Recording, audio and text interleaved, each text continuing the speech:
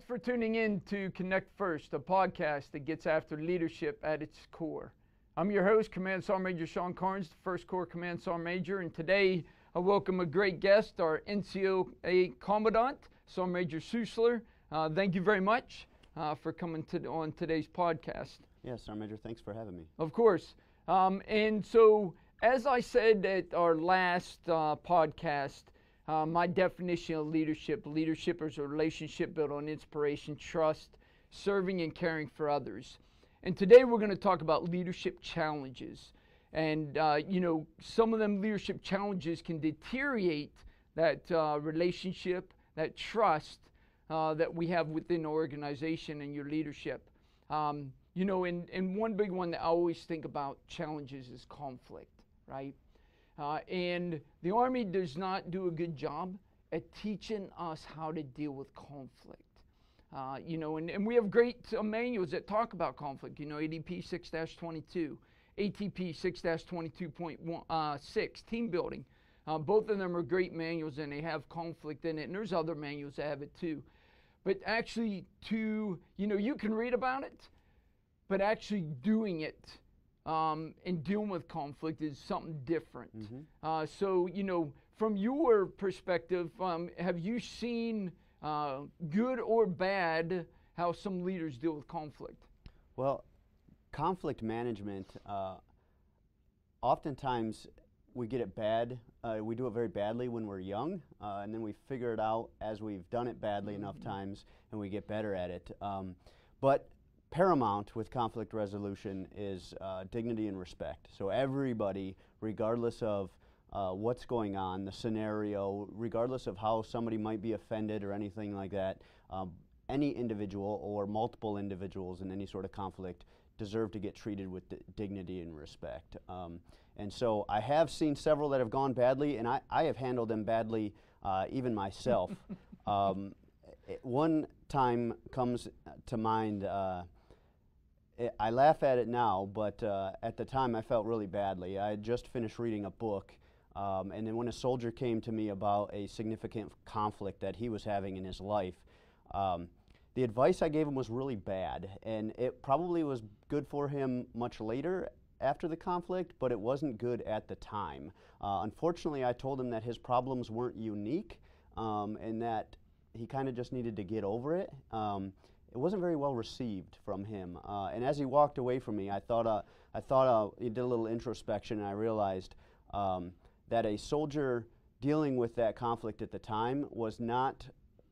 He didn't want to hear that his problems were not unique to him, and that may have been insignificant to him. So I definitely didn't give him the respect that he needed, and didn't treat him nearly as well as I should have. So, but I think when you're dealing with conflict, especially in the workplace, that it's important to keep in mind that everyone, regardless of what happened in the situation, deserves to be treated with dignity and respect. Oh man, agree 100% with you. And you said a couple good points there. Number one thing is we don't do it well when we're younger, like a sergeant, staff sergeant, sergeant first class. I didn't do it well neither, right? And I didn't understand, that caring part, as I talk about in leadership, my leadership definition, but then also dignity and respect. You say a good piece there right now, right? Because how we deal with conflict, we're A-type personalities, and we want to go straight into the fight. Boom, right? Instead of, hey, letting emotions relax a little bit, then engage, right? As you talked about dignity and respect. If your emotions are up and you're fired up, guess what? You're not giving anyone dignity and respect, right? You're going in to win, and that's it. You're not looking out for anybody else, not being empathetic at all, and you're just getting after. I mean, I had the same thing when I was a young sergeant first class, great platoon leader, and we had some conflict, and I went straight head on, right? To where we almost got in a fight, fisticuffs, and that was nowhere near the right thing to do. Again, I had had to learn how to deal with conflict, let the emotions go down, and if anything, if something bothers you, hey, and you just can't get rid of that anger that's in you, right? Maybe, hey, sleep it off and engage later so that emotion's down and you can think about it. Two, engage with somebody and give them that dignity and respect, and you being empathetic to them when you're engaging them. Yeah, you bring up a great point, Sergeant Major, about managing emotions and emotional intelligence, and how it takes a certain kind of leader to really understand themselves and how their emotions come into play. I had an incident as a battalion sergeant major where an NCO on gate guard got into a verbal, nearly physical altercation with a DOD civilian that was managing the installation security, and the SOPs were a little conflicting. Ultimately, she got relieved as the sergeant of the guard and then had to come see me. And what she didn't realize, what I quickly allowed her to understand, was that she allowed somebody else to manipulate her own emotions, to control her own emotions. And she really gave somebody else control over her by allowing their outburst to cause her emotions to anger, and then she lost control of herself. And I think that's important to understand, that your own emotional intelligence, oftentimes confused with social intelligence, but having your own emotional intelligence to understand how you will react to certain situations and certain stimuli.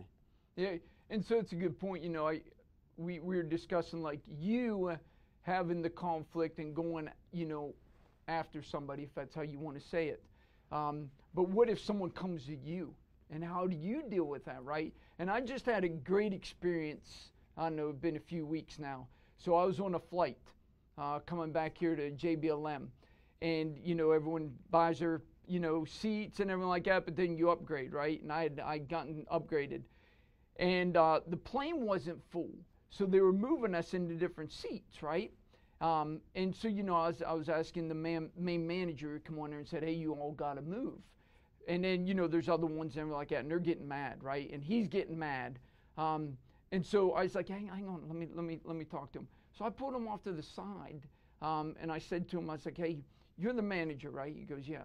I said, knowing that you're going to have to move people out of these seats that are upgraded, knowing that people are going to be mad because you're moving out because they paid for these seats, you should have came on here with a solution, i.e., hey, you know, get a hold of the airlines and they will pay you back, or hey, we'll give you a refund, or even better yet, I was like, hey, if we move after takeoff, can we move back to the seats, all right? And he was like, yeah, that's a good idea, right? And so I engaged him, no emotions, to help him come up with a solution, right? Instead of it not coming from me as conflict, but his conflict, and I'm helping him or her deal with that conflict. Well, I think what can't be lost there is how he was receptive to your advice.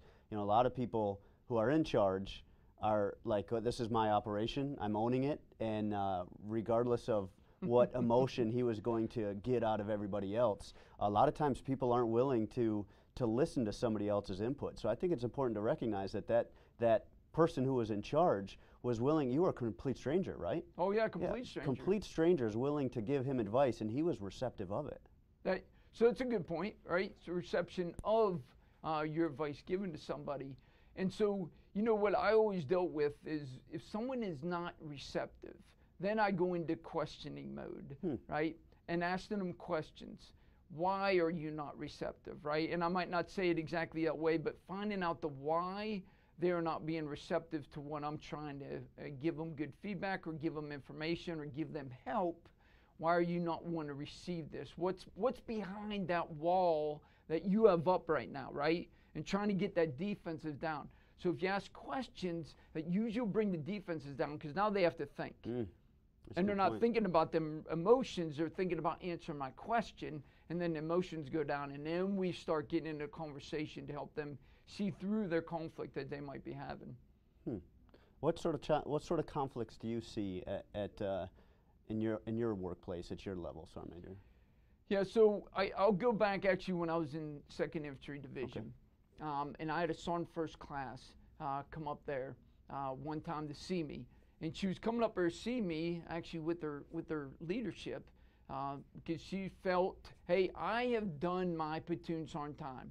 I am not doing any more platoon sergeant time. You know, if you look in 600-25, 24 months, right? And she was not coming up off that, just like as we were talking about, right? She was not coming, hey, it says 24 months. My mentors are saying 24 months to me, right? And so then I was like, okay, why do you feel that you don't need to go back into the platoon sergeant position? Please explain to me how you have figured it out, because I didn't figure it out in 24 months. Yeah. I would say you're just figuring it out, maybe right. if you're lucky at 24 months. And as we peeled back the onion on her, she realized, okay, there was some steps I missed, i.e. leader development, right? I asked her, as we went through some questions, I asked her, hey, so tell me about your leader development plan when you're a platoon sergeant. And she couldn't come up with one, right? And so as we started peeling back more, there was some gaps that she was, had a blind spot to and didn't realize that I was given to her. And she was like, okay, I understand, Sergeant Major. Okay, it makes sense for me. I probably still need to go back and do platoon sergeant time. Don't get me wrong. Our conversation lasted for about an hour and a half. Yeah. Because I had to peel back the onion to get her get off her blind spot, to get the, her stakes were high, the wall was up, and to get that wall down, that emotional down, to where, hey, she understood that there were some gaps and she needs some assistance. Okay. So, you bring up a great point about leader development and kind of the lack thereof. Very recently I had a conversation about leader development and how quickly that is removed off the calendar when op tempo gets busy and hey, we gotta nix, we gotta scratch something off the calendar. What goes? Some sort of professional development, LPD, NCOPD, junior enlisted professional development, something like that. And we talked about how do we still do the things that we're supposed to do as leaders in the Army on top of all the other requirements we have. We have to do leader development. We have to in order to continue to be successful. But we also have all of these other things that are coming down, whether it be our mandatory maintenance stuff or just some higher headquarters mission that comes down. But we still, without a doubt, have to do leader development. And so what I offer people is that you've got to figure out ways to identify the routine things that you do routinely. And then once you identify them, you grab people by the ear, drag them along, say, hey, this is how I do this. I'm doing this at my level. When you're at my level, you're going to need to do this. And the easy example I use is something like monthly reports as a first sergeant. I ran into an experience as a battalion CSM where one of my first sergeants went on leave, and the next month, every eligible soldier got either a waiver or sent to the promotion board. And it was because the platoon sergeant that was filling in didn't understand what they were doing with monthly reports and just simply circled yes with the commander. And the commander was brand new, was unfamiliar with it. And so ultimately what we had is somebody filling in that was unfamiliar with how to be a first sergeant. And so, that's the easy one. The other one I like to throw out there is ceremonies. A lot of people get put in a position where they have to run a ceremony and they're just completely unfamiliar with them because they've never been taught how to do ceremony. It's not in PMEs or it's not in any of that stuff. But if a leader is identifying, hey, I do this without even thinking about it. At the team leader level, that team leader comes to work and takes accountability without even thinking about it, just because that's what they do as a team leader in the Army. But that, let's say a PFC, he or she doesn't come to work and take accountability because it's never been expected of them or it's never been taught to them. So if you can identify the routine things that you do routinely, and that's probably the best way I can come up with to describe it, and then teach those to your subordinates, it'll help you get away from scheduled calendar events that oftentimes people end up scratching because you just don't get the population you want, which of course I learned the hard way. Just do it regardless of the people you get. The ones that show up will benefit. The ones that don't, you can either reschedule or do a face-to-face with them. But that on-the-job type of stuff is something that you have to identify as leader development opportunities. Everything is a leader development opportunity. Agree. And so that's a good point too, is as we talk about conflict on a schedule. Yes. Right? And so here's what I always looked at on conflict at a schedule. First thing you can say, hey, no, we're not doing this other stuff because we have leader development on it. That's a way. You said about doing routine things routinely. So let's get that as a battle rhythm event.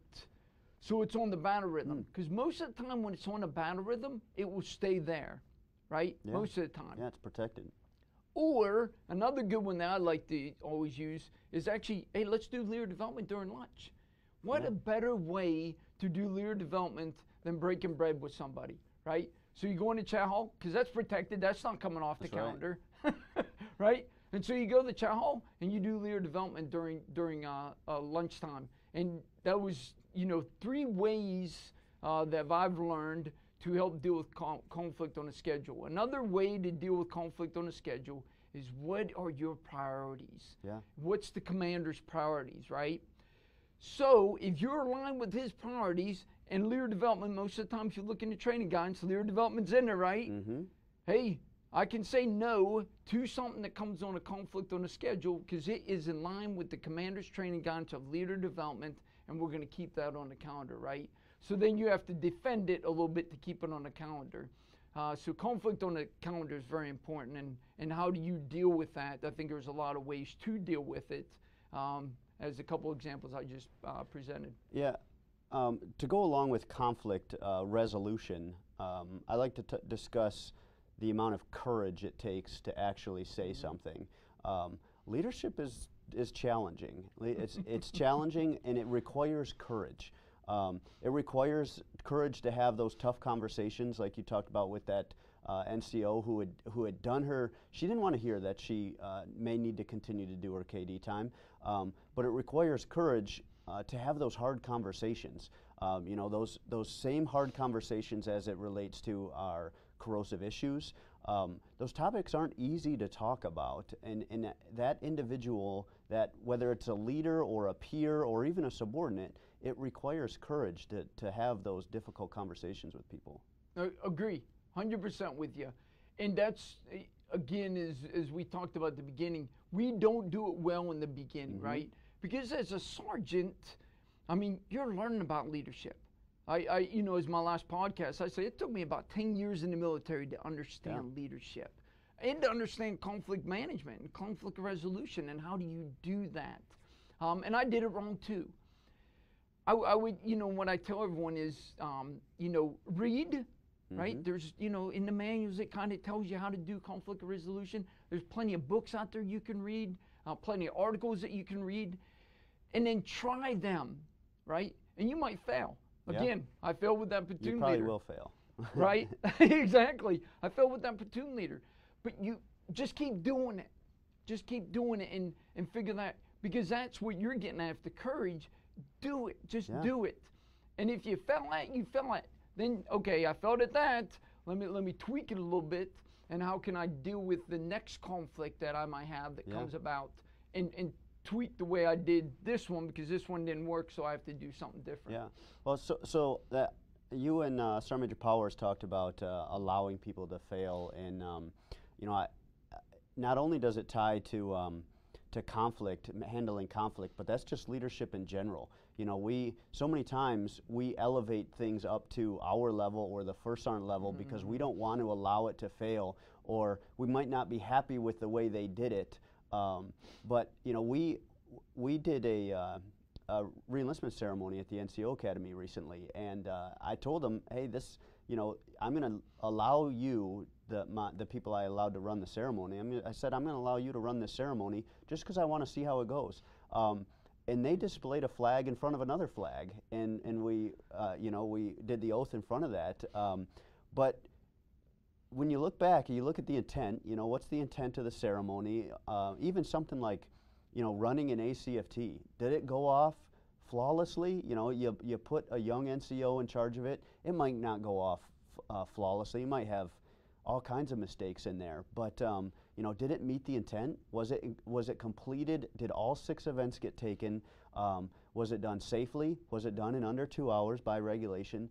If you hit those things, I think it's a success. And a lot of times, they just get ridiculed for any sort of failure that might take place in those events. But you gotta allow that delegation to take place so that way they can fail, but ultimately it becomes a success. Oh man, I agree. So and so you can have a conflict within yourself, not empowering people, right? Because you want to control the situation. And I agree 100% with you. if you put out guidance, right, I want to empower somebody, put out guidance to somebody, and exactly, let them run with it. Now, obviously, we inspect what we expect, right? And if it fails, was it because I didn't put out enough guidance? And that's where you have to have that conversation. Okay, you made these mistakes. Why did you make the mistakes? So you have to do some question, right? To find out, okay, maybe it was them and they're thinking, and you have to point them in the right direction. Or maybe, hey, okay, I didn't give you enough guidance, so next time I have to give you more guidance. But there's a conflict in with ourselves, and you gotta let it go. Yeah. And let them fail. So I agree 100%. You gotta let them fail, and then you go back and, okay, is it something that they need to correct and I gotta help them with? Or is it, I need to get better at giving guidance to them when I empower them to do something? Yeah. You know, you reminded me of a story when I was a first sergeant, and we were working shift work. I was in a strategic signal location, and I had the night shift. I had given some guidance about a uniform the next day for a range, and I wanted to put eyes on their uniform. And so there were two shifts. I gave them both instructions that I was going to be in at like 18:30 or something like that, and I wanted to inspect their uniforms. The first shift I came in at, they were standing in formation when I showed up, gloves on, iPro on, everything. They were ready for inspection, right? The second shift I walked up, and everything was in a pile in the corner in the signal facility. They were just working on their normal shift work stuff, and they weren't anywhere close to being ready for inspection. And so, you know, I kind of swallowed my pride a little bit, and I went and talked to my mentor, who was my brigade sergeant major at the time, and he turned it back around on me and he said, "Well, did you tell him?" And I was like, well, I just assumed that was, they knew that was the expectation, right, that if I told you I was going to come up here and inspect your uniform, that you would be prepared for the inspection. And he was like, no, well, you remember coming up in the Army when you were told, you were given the little canoe diagram of your OCIE layout, and you were told exactly where and when everything needed to be placed? It was like there was no question. There was no question whatsoever what the standard was, but you had that expectation. When I showed up, it was going to be there, and it wasn't. And it was very humbling for me and a learning lesson for me. Oh, and you know, very good point about the inspection thing is, I think it goes with guidance, but then also leaders being proactive to say, okay, did I get enough guidance? Do I need to come back to you and get more guidance, right? So there's some proactivity there and asking them questions. And do I understand that? Just, you know, when I was a private, I can remember doing, you know, TA-50 when we did it on the beds. You remember on our beds, right? So me and my good roommate, Felipe Brown, we would lay our stuff out like that. But we went above and beyond because we knew it was a room inspection. We'd wax our floor, you know, and then we'd roll our socks and our T-shirts and everything like that. So the first time our squad leader come in and inspected us, he walked in, and then he turned right back around. I was like, did we jack something up, right? And then our team leader come up and he was like, hey, great job. Hey, you guys got the rest of the day off, right? After that, we never, ever got inspected after that. They would make us do the inspection. Yeah. They would never come in because they knew that we were going above and beyond and to make it happen, right? With the little guidance that he gave us. Yeah. Other rooms you go into were a nightmare, right? So I think it goes both ways is, did I get enough guidance? And if I didn't get enough guidance, do I have that courage to come back and ask you a question saying, hey, what exactly do you want, Sergeant, right? Or Sergeant Major or First Sergeant?